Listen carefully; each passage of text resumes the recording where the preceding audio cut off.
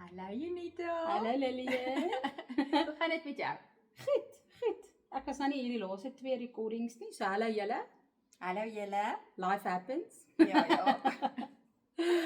Vandag is ons bietjie hierso weer eens op Junita se bank. En Junita het op haar hart om bietjie vandag haar volle getuienis met julle te deel van begin tot einde. En ek weet sy het nie so 'n amazing getuienis. Ek het vanoggend toe kyk ek na daai predikant, ek sal bietjie sy video ook sit. Maar hy sê, jy weet, ons moet carriers wees. We have to be carriers of the presence of Jesus. En ek is net so bevoorreg om Junita te ken, want sy is absoluut 'n carrier of the presence of Jesus. In alles wat sy doen. En sy het net 'n ongelooflike testimony. En ek hoop regtig dat dit met van julle praat. Want onthou, ons het gesê nie almal se getuienis werk vir almal nie, maar daar's baie getuienisse wat spesifiek met jou praat. So ons bid en ons is dankbaar om vanoggend hier te kan sit en ons bid dat die Heilige Gees vanoggend hier saam met ons is en dat julle ore sal oopmaak en julle oogies sal oophou en laat dit net met julle harte praat vir wie met wie se harte dit moet praat vanoggend. So Junita, jy is nou aan die gang. Vertel bietjie. Dankie Lillian. So ja, ek dink dit begin maar met toe ek jonk was. Ek was 5 gewees toe my pa dood. Sure. Hy was in die polisie gewees, net kortliks, hy het rugby gespeel en die donderdag het hy was erg, het hom geduik en hy het 'n bruis op sy been opgedoen en nie geweet dat 'n bloedklont gevorm nie. Die volgende donderdag het hy weer gespeel en die bloedklont het deur sy hart geskiet. Hy was maar 30 jaar oud gewees, my ma was ook 30, my boetie is 4 jaar ouer as ek, en ja, hy het op die veld in mekaar gesak en net nie weer wakker geword nie. Sy laaste woorde was nog in die polisiekar, want hulle het hom hospitaal toe gejaag, moenie so vinnig ry nie. Ja, so vir my, ek dink vir my en my boetie, dit was baie erg geweest. My ma was dit erg, sy 2 jong kinders, klein kinders gehad, ek was 5, my boetie was 9 geweest. So ja, dit was taaf vir haar gewees om op daai ouderdom 'n weduwee te wees. Ja, en seker so 2,5 jaar daarna het my ma my stiefpa ontmoet. En ja, hy het in ons lewe gekom en die experience was nie die beste gewees nie. Hoeveel jaar na jou pa oorlede is jy? So 2,5 jaar. Okay, so toe was jy so 7,5. So 7,5 gewees wat my ma en hy toe nou getroud is. Ons het in Harties gebly toe my pa oorlede is, want my ma se sussie daar gebly, toe trek ons hy Randfontein toe. En daar het ek toe na skool gegaan en alles, maar ja, soos ek sê, hy was nie goed vir my gewees nie. So ek weet baie mense is al buite, mense besef nie hoe baie mense is in daai situasie en kinders wat daar 'n stiefpa betrokke is, partykeer 'n stiefma, en hy het my gemolesteer. Ek kan nie onthou van watter ouderdom af nie. Ek kan net onthou, en hy was abusive geweest. Hy het my en my boetie sommer net geslaan vir niks nie. Hy het 'n verskriklike humeur gehad. Voor ander mense was hy great geweest. Almal het gedink hy's so nice en het, maar he just put up a mask. Hy het gedrink ook, so nie regtig in die weke, die naweke het hy gedrink in dit, en as hy gedrink het, dan het hy baie aggressie gehad. Hy het nooit sy hande vir my ma gelig nie, hy het nooit sy woede op haar uitgehaal nie, hy het dit op my en my boetie uitgehaal. So ja, so hy het my gemolesteer. Ek kan onthou hoe my tannie eendag vir my gevra het, hoekom sit jy jou tas voor jou deur? En toe sit so in shock. Okay, want ek wil hom gehoor het as hy inkom in die aande. So ek het, soos ek ouer geword het, en het ek situasies vir my, om nie alleen by die huis saam met hom te wees nie. Ons het toe ek standaard 4 was, ek werk in standaards, want ek is ouer, nie in grade nie. So toe ek standaard 4 is, toe het ons 'n plaas gekoop aan die kant Rustenburg. En hy het, Desember vakansies het hy vroeg klaar gemaak, hy het 'n lang vakansie gevat, en het hy altyd gesê ek moet saam met hom plaas toe gaan, en ek het net gesê nee. Ek het gewag dat my ma klaar gewerk het en sy haar vakansie het, want ek wil nie alleen saam met hom gewees het nie. Ek kan hier en daar kan ek goeters onthou wat gebeur het en wat hy gedoen het, maar ek het baie van dit uitgeblok.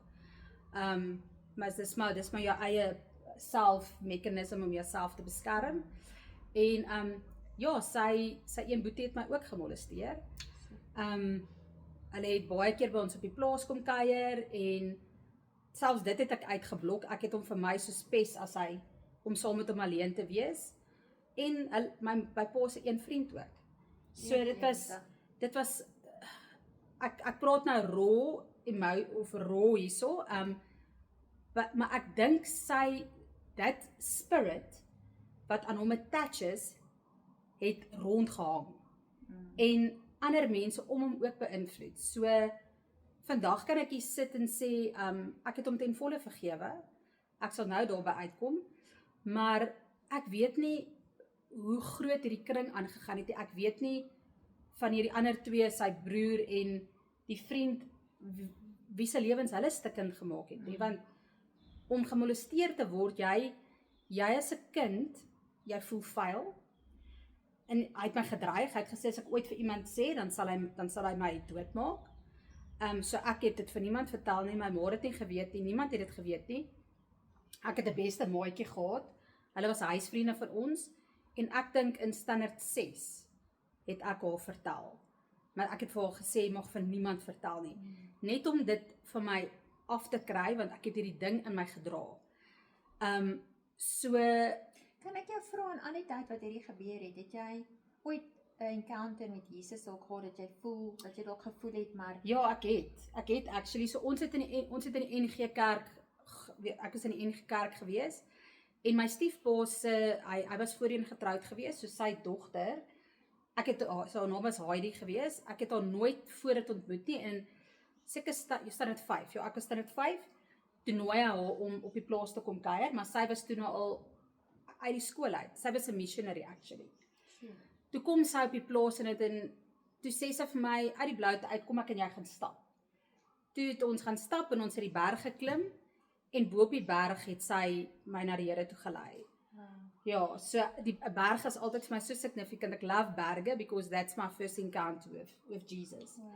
So daar het ek my hart vir hom gegee, en van daar af het ek baie nader aan hom gevoel, Hoe oud was jy toe as kind? Standaard 5. Standaard 5. So wat maak dit jou 12? 13, Ja, 12, ja, ek is 12 gewees. So baie nader aan hom gevoel, maar hy is nog steeds in die tradition vasgevang van 'n NG Kerk en het Heilige Gees het nie regtig beweging daarin dit nie, maar ek het my Bybel begin lees en ek het regtig nader aan die Here gevoel. En ja, seker so, ek was standaard 7 gewees. So soos ek gesê het, hy het my fisies ook abuse, my geslaan en goeters, sonder vir enige rede, hy sal by die huis kom en dan sal hy vir my skree en sê, hoekom het ek die hek vir hom kom oopmaak, en dan sê ek, maar ek het hom nie gehoor nie, en dan sal hy my sommer net begin slaan. So Oktober, toe ek in standaard 7 was, toe die eendag toe kom hy by die huis en hy het op my begin skree, hy het vir my gesê, hy probeer bel, daai tyd was daar nog nie selfone nie, so op die landlyn het hy probeer bel en hy kon nie deurkom nie, hoekom is ek op die foon? En ek was regtig nie op die foon gewees, ek sê, maar ek was nie op die foon nie. En hy het my begin stamp en hy het my in die sitkamer ingestamp en hy het my begin slaan en ek het op die grond geval en ek kon onthou, hy het my nog op my oor geskop. En my ma het toe op daai stadium ingekom van die werk af en sy het hom vir my afgetrek en toe klap hy al. En dis die eerste keer wat ek gesien het hy lig sy hand vir haar en sy het vir my gesê dit is die enigste keer gewees. Dis asof sy aggressie meer en meer begin raak het, you know. He was fighting his own demons. Dit kan ek vir julle sê. En toe jaag hy my uit die huis uit, toe sê hy vir my, ek is 'n slet, wat ek so sê, ek gaan nêrens heen nie, ek is, you know, goody two shoes by die huis, want ek was te bang om vir maatjies te gaan kuier, want as ek te laat by die huis is, dan is dit weer 'n storie. Ek het bittermin by maats gaan kuier, bittermin oorgeslaap, ek dink ek kan op een hand tel, wat ek oorgeslaap het by 'n maatjie in die laerskool.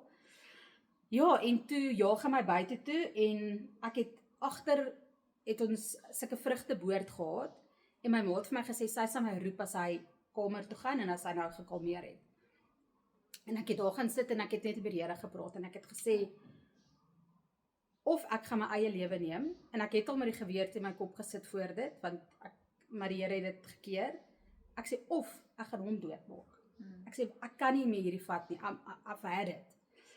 En julle 2 weke later, toe kom my ma my kamer in, toe sê sy vir my pa is besig om my stiefpa is besig om my hartaanval te kry. Die ambulans is op pad en ek het hom so gekyk toe hy verbygestap het en ek het geweet ek gaan hom nie weer sien nie. Dit was net hierdie wete. En my ma 10:00 die aand het my ma teruggekom en sy het aan my deur kom staan en vir my gesê hy het dit nie gemaak nie. En my ma het gehuil en ek het haar drukkie gegee, maar ek was vir haar hartseer, want dit is tog 'n man gewees. But you were relieved. But I was relieved. Ek kan nie vir julle sê hoeveel keer het ek drome gehad, nie fisiese drome nie, maar van dat hy nie meer daar gaan wees, dat hy gaan doodgaan. Ek het gewens hy gaan doodgaan, baie keer.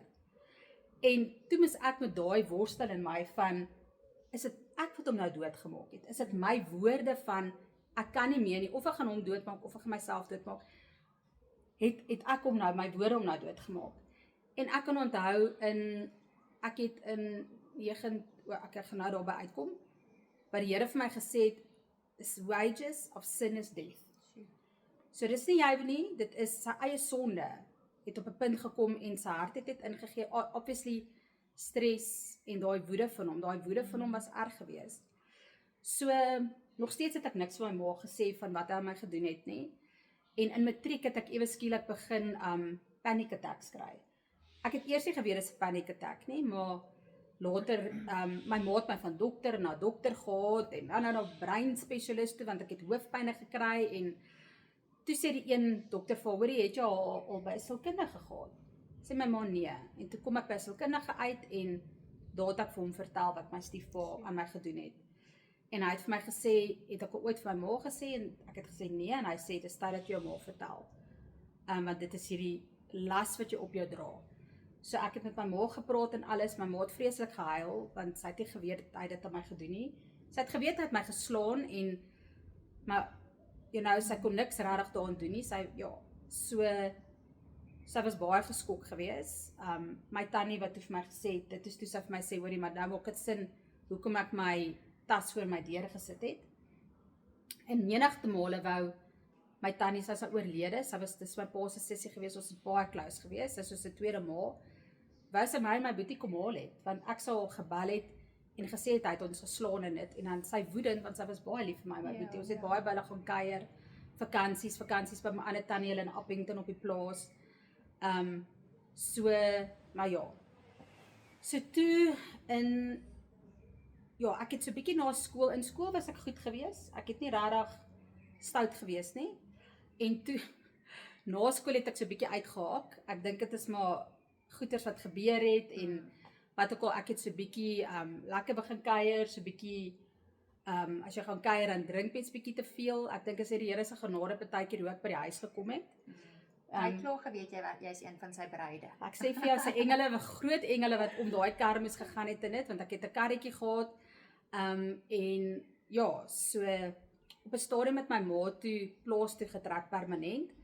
Ek het in haar huis in Randfontein agtergebly. Sy het toe 'n wonderlike oom ontmoet. Hulle is 27 jaar saam gewees. Hy is ongelukkig is hy 3 jaar ook terug oorlede. My ma self is amper 2 jaar terug oorlede. En ja, hy was so goed vir haar gewees en sy het permanent het hulle op die plaas gaan bly. Maar ja, so toe ek 21 was, toe, wat ek nou dink, net so voor toe ek 21 was, ek was bietjie in relationships in dit gewees, but it wasn't good relationships for me. Is altyd asof ek probeer aanvaarding soek het by hierdie ou. Ek was altyd meer lief gewees vir hierdie ou as wat hy vir my is. You know, en Januarie 1997, toe nooi my boetie my na die kerk toe, Little Falls Christian Center, en daar het ek my hart vir die Here gegee, vir die tweede keer, maar volkome. Ek kan nie vir julle sê nie, ek was so close aan hom gewees, I was just so on fire. En ek onthou nog my boetie het vir my gesê, okay, as dit jeugkampus, dan gaan ons jou bid, dan gaan jy in tale praat, en hulle gaan jou doop, en ek het een aand het ek op my vloer, in my kamer geleë en bid, en toe doop die Here my net daar met sy Heilige Gees, en ek kon in tale praat. So, ek was net so naby aan hom gewees, in sy teenwoordigheid, and I just fell in love with the King. En so daai jaar het toe nou gekom en ek was na kampe toe gewees, 'n vrouekamp, en daar het ek 'n tannie ontmoet, tannie Rina Botha. Sy het die kampe aangebied en sy het soos my geestelike ma geraak. Amazing tannie. En sy het inner healing op my gedoen, sy het deliverance op my gedoen, en dit is waar ek my stiefpa kon vergewe het. Ek het actually na sy graf toe gegaan, ek het daar gaan sit en gesê, ek vergewe jou regtig.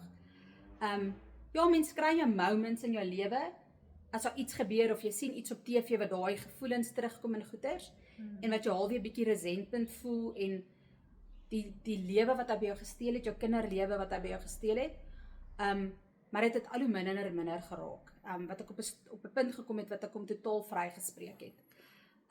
Want soos ek vroeër gesê het, he fight his own demons. Ja. En daar was definitief, dink ek, op hulle familie, was daar houvas, daar was iets wat gebeur het, want hoekom sal sy boetie dit ook gedoen het? En sy ander boetie het ook iets gedoen, maar ek gaan nie dit deel nie, dis nie my testimony, maar in elk geval, so daar was definitief iets gewees. So nou is dit op bekering gekom, daai Desember van haar jaar 97, toe gaan ek en 3 vriendinne, aan die kant Middelburg, ons het gaan perdry, ek love perde, ek het my eie perd gehad toe ek jonger was, en as ek geleentheid kry, my altyd gaan ry, en ons gaan toe vir 'n naweek weg om perde gaan ry, en op pad terug, daai Sondagoggend, dit het gereën die vorige aand, en die pad was glad gewees, ons het nog deur die tolhek gekom, en ek het agter die drywer gesit, toe ek oopbly in die kar voor ons in water, en hy het in ons vasgegaan, niks oorgekom, ek het bietjie whiplash gehad, teen die barrier vasgegaan, en daar het ons gestaan, vir een of ander rede wou my deur nie oopgaan nie, en die ander 2 girls se deure was nou aan die barrier se kant, en toe kom 'n polisiekar aan die ander kant van die hoofweg, was daar ook 'n ongeluk, hulle stuur toe ambulans na ons toe, en 'n polisiekar, so ons het so gestop, en so skuins agter ons, het die polisiekar gestop, en die ander girls het uitgeklim, ek het laaste uitgeklim, en toe ek opstaan uit die kar uit, toe kom 'n ander kar vol spoed, jaag die polisiekar en vol in my vas, tussen die deur en die kar se bumper. Die kar het aan die brand geslaan, ek kan nog onthou, ek het gesê, help my, my hare was lang gewees, het was gevleg gewees, my hare het begin brand, en toe stop daar 'n vrou met 'n brandblusser, ek weet, wie ry met 'n brandblusser, sommer net in jou kar rond, wat toe die vuur blus, daai ambulans kom toe van die ander kant af, en stabiliseer my op die scene, maar ek kan niks verder onthou nie, ek kan net onthou, ek het gesê, help my, dis al wat ek kan onthou, ek het seker maar uitgeblak of wat ook al, my hoofslagaar was afgewees, maar die pressure van die kar, teen die bumper het gekeer dat ek uitbloei, so hulle het my daar geventileer op die scene, en na Witbank hospitaal toe gevat, ek was in Netcare hospitaal gewees, en dit het die Sondag gebeur, die Sondagmiddag, hulle het my maale laat weet, hulle moet kom, dit lyk nie goed nie, daai Sondag, dus ons pastoor, en sy vrou, en 'n ander pastoor, en 'n jeugpastoor, almal is daar toe gekom, om vir my te kom bid, ek was in 'n koma gewees, maar ek kon alles hoor, wat almal om my sê, ek kan onthou het hulle was daar, ek kan die mense gehoor praat het om my, negatief en positief, sy gaan dit nie maak nie, so wat basies gebeur het, my pelvis was in 3 plekke gebreek, my linkerbeen het aan so 'n stukkie gehang, hy het letterlik die vleis uit my uitgeruk, uit my groin, toe hulle my oopmaak in die trauma afdeling, toe vra die ou, is dit 'n vrou of 'n man hierdie, want alles was oopgeruk, so dit was intense skade gewees. So ja, toe is ek daar die Sondag, so hulle het my gestabiliseer, 'n fiksator ingesit, die hele tyd bloed gekry, ek het soos, deur die loop, ek weet nie hoeveel eenhede bloed gekry nie, en al wat hulle vir my kon doen was die fiksator insit, hulle kon niks verder doen nie, toe vlieg hulle my die volgende Saterdag deur Belstraat toe in Kreersdorp, daai stadium was dit nog 'n ICU gewees, en ja, daar het ek vir 3 maande gelê, baie erg gewees, weet, daar was daar wat hulle nie geweet het of ek gemaak het, baie infeksie gekry, want ek het daai oop wond gehad, op die einde kon hulle my been red, my maat het vir hulle gesê, hoorie, asseblief as hulle net probeer het my kind se been red, en hulle het my been gered in het, maar daar was baie operasies, baie konstruksie gewees. Ek het 'n amazing Dr. Gareth Edwards gehad, wat van Milpark Hospitaal al die pad gekom het Belstraat toe.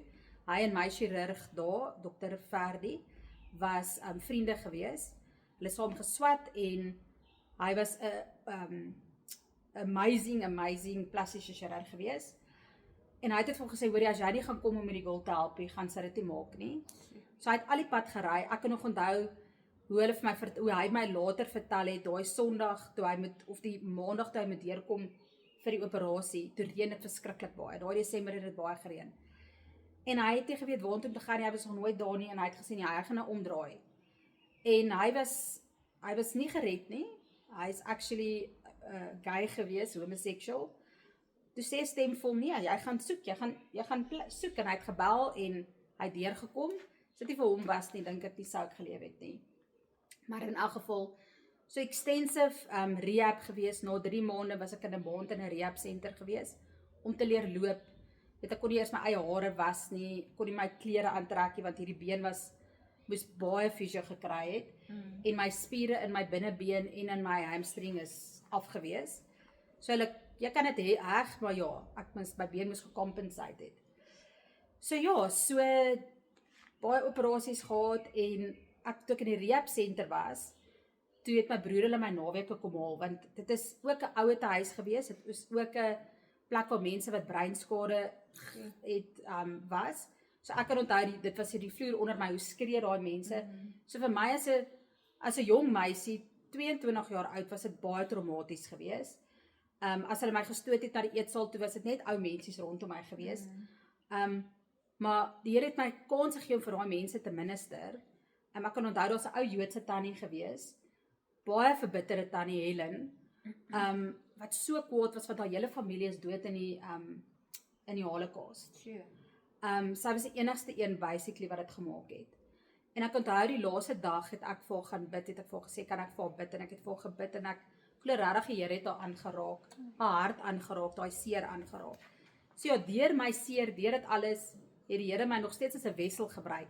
Maar ek was kwaad gewees, ek was kwaad vir die Here, want toe die ongeluk gebeur het, toe sê ek vir hulle, yes, want toe het ons niks regtig oorgekom, 'n bietjie whiplash, toe het ek vir hulle gesê, hoorie, kom ons bid dit en sê dankie vir die Here dat ons niks oorgekom het nie. En hier klim ek uit die kar uit, en hierdie gebeur, hierdie verskriklike ongeluk. So ek was kwaad vir die Here gewees op 'n stadium. Ek het op hom geskree, en dan sê ek, hoe kan jy dit gedoen het? Ek is jou kind, en ek het vir jou dankie gesê. How can you do this? En al wat hy vir my gesê het is, be still and know that I'm God. Op daai stadium kon ek dit nie verstaan het. Hoe kan 'n liefdevolle God my deur al die goeie sit? Ek onthou die eerste keer in die ICU toe hulle my, want ek kon niks onder sien nie, want ek dink ek was 'n maand op 'n ventilator. Toe skuif hulle my na soos 'n isolation cubicle toe, omdat my infeksie telling so hoog was oor my oop wonde, dat ek daar lê in die ICU. Maar ek het amazing verpleegsters gehad. Ek's vandag vriende met een, Olga. Die ander het nou Emerentia ver getrek en het, maar ja. So toe vra ek vir haar, ek wil sien hoe lyk dit. Toe sê sy vir my, sy weet nie of sy vir my moet wys nie. Toe sê ek wil dit sien. Julle toe hulle my oopmaak en ek sien die skade van onderaf, toe breek ek. Want soos in, hoe gaan enige man ooit na my kyk en my lief hê? So dit was emosioneel, was dit 'n rollercoaster die hele tyd gewees. So ek het gewonder, waar gaan ek my man ontmoet? Ja. So 'n oomblik vir my leer. Ja. Maar vandag wil ek getuig van God se genade en sy hierdie stikkendheid hoe hy jou kom heel maak en his goodness.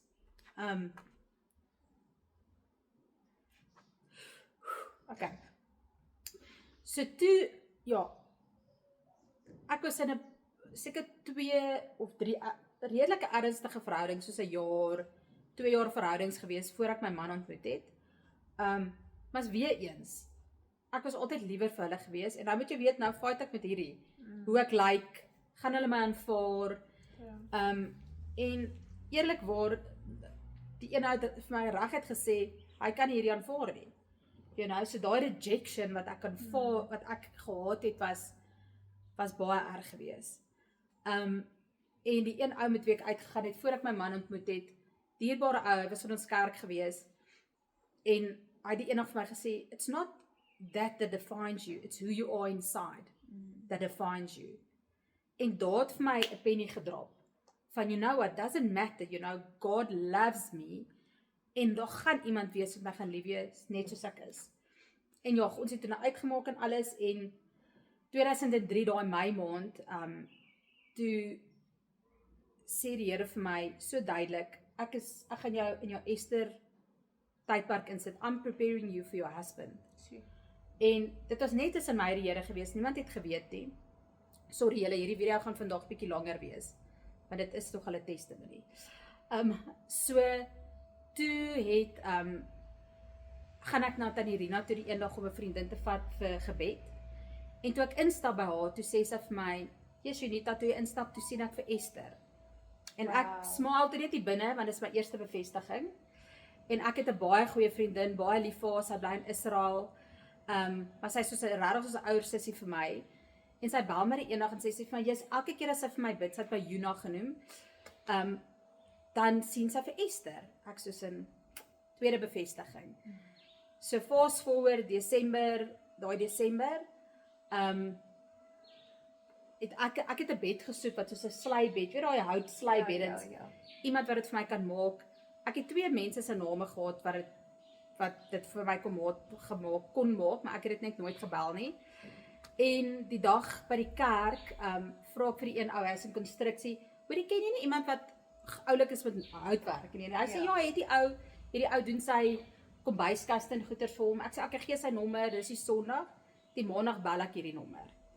Nou antwoord die ou aan die ander kant, sy naam is Pieter, en ek sê vanmôre, so ek het hierdie bed gesien in Cresta, by, ek dink dit was Carrycraft, kan jy dit maak soos die prent, of soos dit lyk?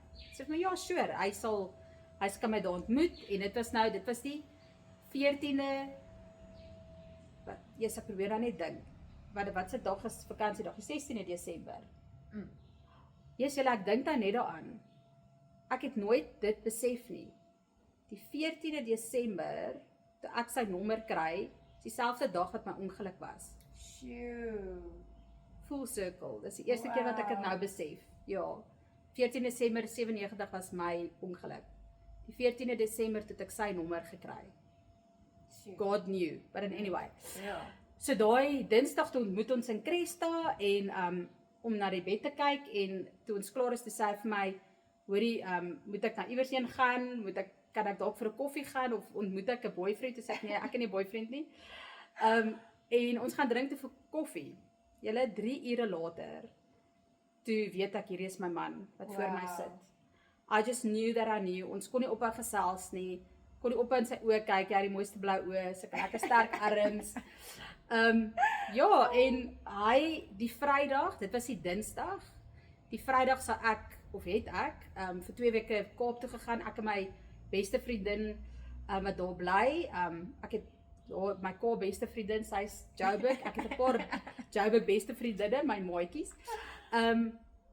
toe sou ek vir 2 weke weggaan, hy sou vir 2 weke weggaan, Durban toe vir vakansie, so hy sê toe, maar kan ons nou weer ontmoet, voor ons albei nou weggaan, ek sê nee, dis reg, ons kan weer gaan koffie, die Woensdag het hy my nie gebel nie, maar eers dit sê, toe ek ry daar by die koffie, toe bel ek my Tannie Janas, wat soos my ma is, my tweede ma, en ek sê vir Tannie, ek het my man ontmoet, sy soos, maar hoe weet jy? Ek sê, ek weet net, jy weet soos wat jy weet, ek weet soos wat ek weet, en daai aand het ek hom nog my dagboek gaan skryf, en met die Here gepraat en gesê, dankie vir my man, ek het daai selfde nog gelees, die met ons troue, het ek by die troue gelees, so, die Woensdag het hy nou nie my gebel nie, want hy het seker hard to get gespeel, hy wil net te desperate gelyk het nie, die Donderdag, toe bel hy my, toe sê die oggend, toe sê ek kan dus gou weer gaan, en toe het ons vir koffie gegaan, en lekker stywe drukkie gegee, en hier is ek vir 2 weke op vakansie, hy is vir 2 weke, daai tyd was dit BBM, daar was nie WhatsApp nie, daar was nie Facebook nie,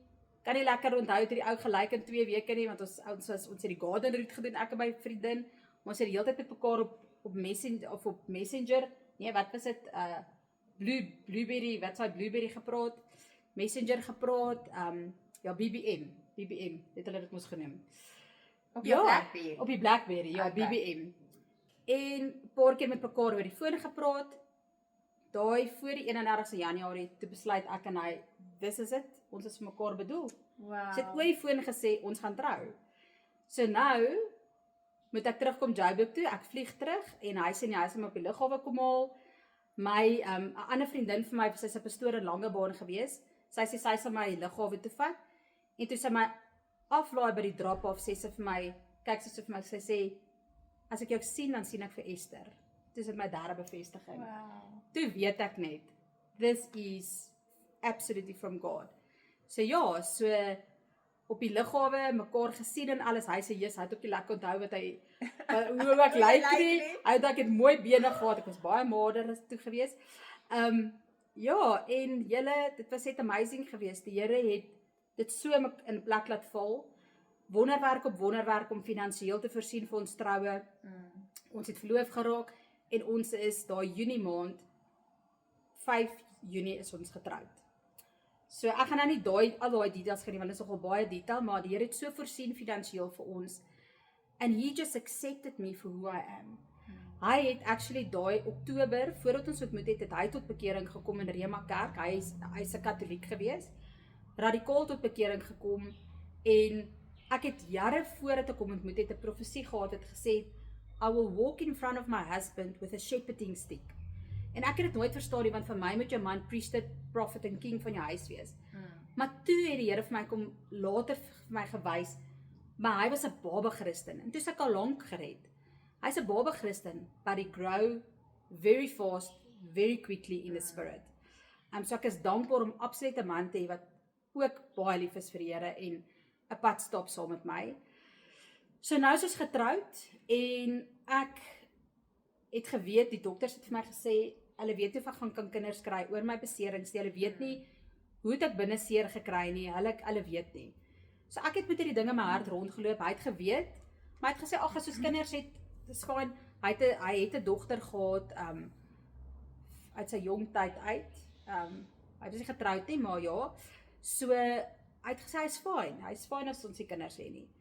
En seker, ons het gedink, ons sal 2 jaar, getroud wees, en dan sal ons dat probeer en alles, en die jaar, ek probeer nou mooi dink, 2005, nee, ja, 'n jaar voor ek swanger geraak het, gaan kuier ons by mense, en ons is, ek dink ons was 4 koppels gewees, en hier sê die mense daar wat sê, hoor, kan hulle elke koppel profeties bedien, en ons is soos, ja, en hierdie vrou begin vir ons te bid, en sy sê toe vir my, die duiwel wil my uitgevat het, hy wil my doodgemaak het, sy ken my van geen kant af nie, sy sê, and he tried to kill me with fire, sy weet nie van die ongelukkie, sy weet nie dat ek gebrand het nie, sy sê, I literally came through fire, en sy sê toe vir my, maar ons sal 2 kinders hê, Wow. en daai het soos net in my gees gedrop en gesê, dankie Abba, maar nog steeds het ek twyfel in my gehad, en toe daai volgende jaar, seker hier by Februarie, Maart, ek kan nou nie onthou nie,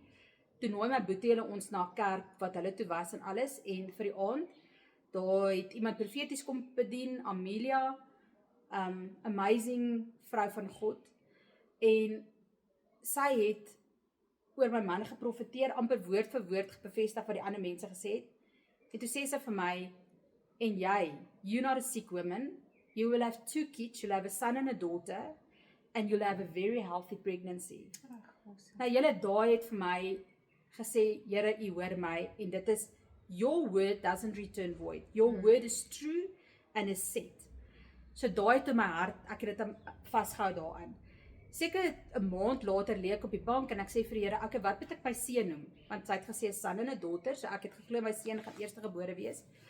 En die Here sê vir my, Heilige Gees sê vir my, maak by 2 Konings 13 vers 2. En daar staan, a son shall be born to the house of David, and you shall call him Josiah. En ek gaan kyk wat beteken Josiah, and Josiah means fire of God, and healing.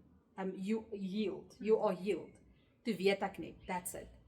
En daai Julie maand, het my man gaan jag, teruggekom, swanger geraak, hy het my seker baie gemis, swanger geraak, en ek het amazing pregnancy gehad, ek was so gesond gewees, niks issues gehad nie, beautiful seentjie, sy naam is Josiah, en ja, en I just thank God for that. So hy was 'n baie besige mannetjie gewees, regtig besig, hy het nie deurgeslaap tot en met seker 3 jaar oud nie. Ons het nie geweet hy sukkel met sy ore nie. Maar toe hy grommets kry, toe slaap hy deur en toe sê ek vir Pieter, okay, ons kan hom maar half, want hy was baie besig. Okay, ek is reg, ons kan hom maar nog eenetjie kry. En raakie swanger nie. En daai Januarie, wat 2011, ja. Toe is ons by 'n 21st van Pieter se sussie, se dogter. En ek sê vir hom, "Jesus, ek voel nie lekker nie. Ek voel my liggaam voel koud. Dit voel of ek heeltyd in 'n warm bad moet lê. Ek voel nie lekker nie. Iets is nie lekker nie. Ek kan voel iets is nie lekker nie." En daai maandag toe gaan ek toe bel ek my dokter, maar my specialist dokter, die internis. En ek sê vir hom, "Hoor, iets is nie reg nie, want hy ken my geskiedenis." En hy sê vir my, "Okay, kom in." En ek het ingegaan en hy het my ondersoek en hy sê toe vir my, hy dink ek het 'n breek, want ek het redelike sny op my maag van die ongeluk waar hulle moes rekonstruksie doen. En hy sê toe vir my, dink ek het 'n breek. Eers 'n week later toe loop ek in sy spreekkamer en ek sê vir hom, ek is besig om dood te gaan. Ek voel terrible.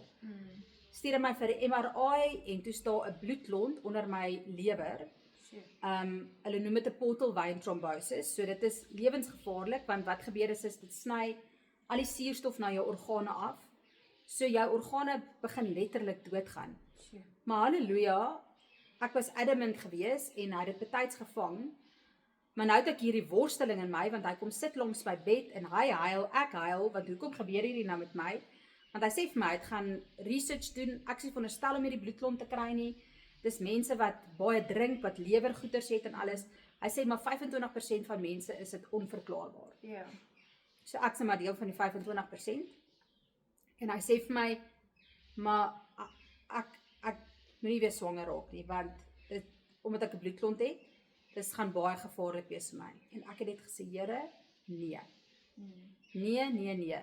Sê ek, nee, is reg, ek gaan vir 'n tweede opinie. Stap by die kardioloog in Olifdale in. Sy Bybel het op sy tafel gelê en hy sê toe vir my, jy moenie swanger raak nie. Hy sê, en toe begin hy te huil. Hy sê vir my dogter was swanger en sy is amper dood van 'n bloedklont. Ek wil asseblief hê jy moenie swanger raak nie. Sê ek vir hom, ek hoor jou. Toe sê ek, hier is jou Bybel, jy glo in die Here. Toe sê ek het profetiese woord gehad. Ek gaan 'n seun en 'n dogter hê. Ek sê, God doesn't lie. He's not a man that he can lie, and his word will not return void. Ek gaan 'n dogtertjie hê. Toe sê hy vir my, ek smeek jou, moenie swanger raak nie, want dit is lewensgevaarlik. Toe sê ek vir hom, ek hoor jou, but God. En ek het 'n hematoloog gaan sien wat my bloed getoets het, ook nie kon uitvind wat is fout met my nie. En toe sê ek vir haar, ek gaan swanger raak, ek weet dit. Toe sê sy vir my, sy sal my monitor, en daai Desember toe raak ek swanger, en ek het my hele swangerskap Clexane gespuit, om te keer vir bloedklonte, en ek het 'n beautiful dogtertjie, en haar naam is Jordan. So, God's faithfulness, His promises is yes and amen. So as jy al ooit 'n belofte gehad het, wat nog nie gebeur het nie, waar jy in hulle vashou, do not lose hope, because God is able. Yep. En ek wil net gou teruggaan na my ongeluk toe, want ek het vergeet om dit te sê. So, my broer het my uit die rehab uit kom haal naweke, toe ek in die rehab center was, want dit was erg vir my gewees, en dan het hulle my, ek het nog steeds oop wonde gehad, wat moes dressings kry, dan vat hulle my Belstraat toe na die ongevalle toe, my dressings gedoen en alles, en toe vat hulle my die Sondag vir die eerste keer kerk toe, ek het in krikke geloop, ek kon nie kniel nie, ek kon nie hurk nie, ek kon nie trappe klim nie, het was baie effort vir my gewees, en toe sit ek daar in die kerk, en Pastoor Harold sê, everyone that believes in a miracle, come forward. En ek soos in, okay, en ek het vorentoe gegaan by krikke, en hy het vir my gebid, en ek het gedog, nee, ek voel niks nie, en ek het gaan sit, en die Here sê vir my duidelik, gaan badkamer toe. En ek gaan badkamer toe, en toe ek in die badkamer kom, maak die deur toe, Amanda, my vriendin, het toch saam met my geloop, sê die Here vir my, gaan op jou hurke. En ek kon dit nie doen nie, julle, en sonder te dink doen ek het, en toe ek op my hurke gaan, I realized that God healed me. Wow. En ek het begin huil en my vriendin klop hier aan die deur. Sy sê, wat is dit? Wat is dit? Ek sê vir God just healed me. My krikke gelos en ek het om die kerk in die binnekant gehardloop. Nou nie 'n marathon hardloop nie, maar ek kon hardloop. Stadig, but God healed me and he touched me and he kept on touching me. Want ek het hoeveel operasies daarna gehad in dit. And his goodness and favor and mercy will follow me all the days of my life. Dis my en my man se favorite skrif. En julle as ek vir julle sê die getuienis oor ons lewens, his goodness. Hy het vir my hierdie amazing man gegee wat so lief is vir my, wat my aanvaar soos ek is. Amazing kinders. Ja, en ek dink die testimony wat uit dit uitkom is, it's never too late. He makes beauty out of ashes. And his word is true. Dit is my lewe. En out of the worst of your life, something beautiful can blossom. So ek wil vir julle sê vandag al buite, vat dit vir julle, as enigiets vir my getuienis is wat vir julle minister, mag Abba julle harte kom genees, if you're still struggling, as jy vashou aan iets in jou verlede, mag dit 'n molestasie wees, 'n teleurstelling, wat ook al, sukkel om swanger te raak, of whatever, go to God and trust him for his goodness. So ja. Ek dink net daai kom by my op, my werk alles in goeie mee vir die wat hom liefhet. So hierdie is so 'n ongelooflike getuienis.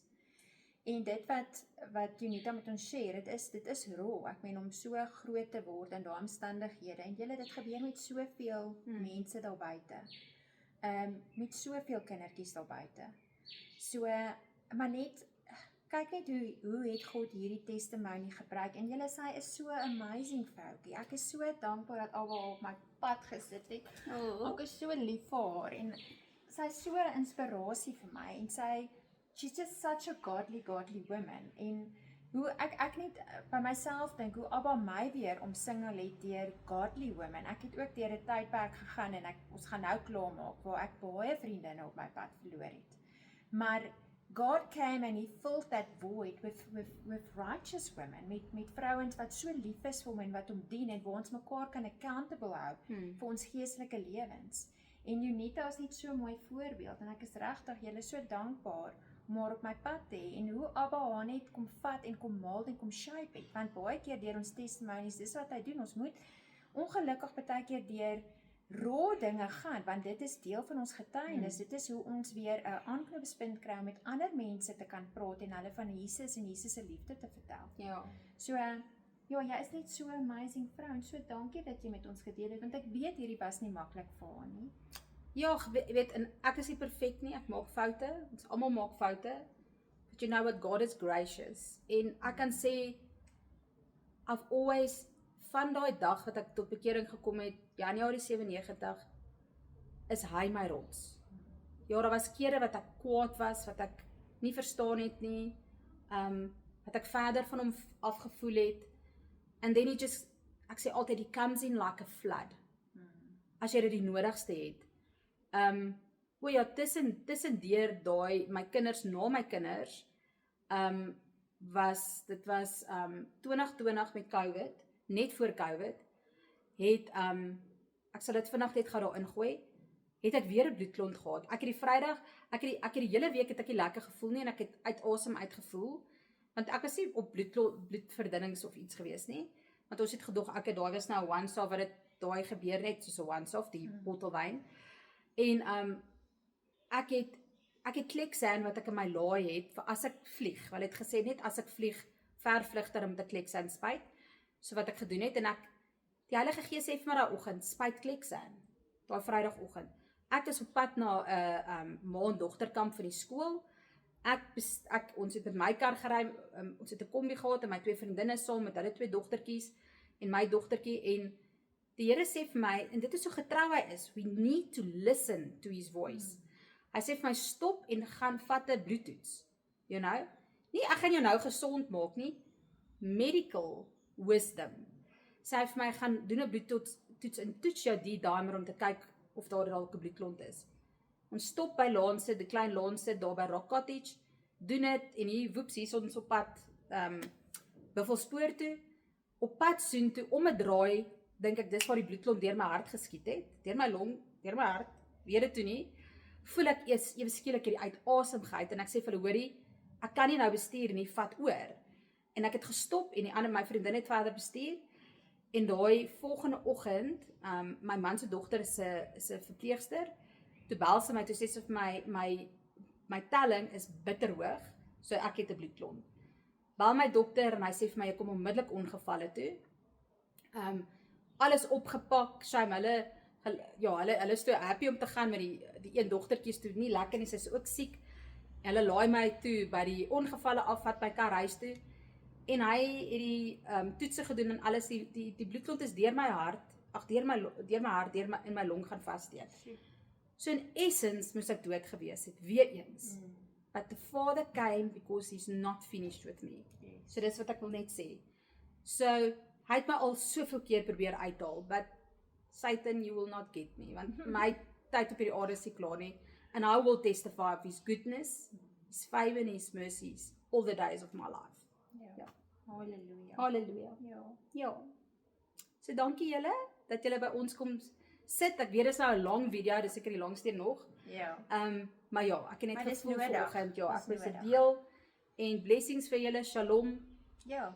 Lekker naweek vir julle. Lekker naweek. Ja, Mooi maak bly. met julle gepraat. Ja. Goodbye. Baie julle.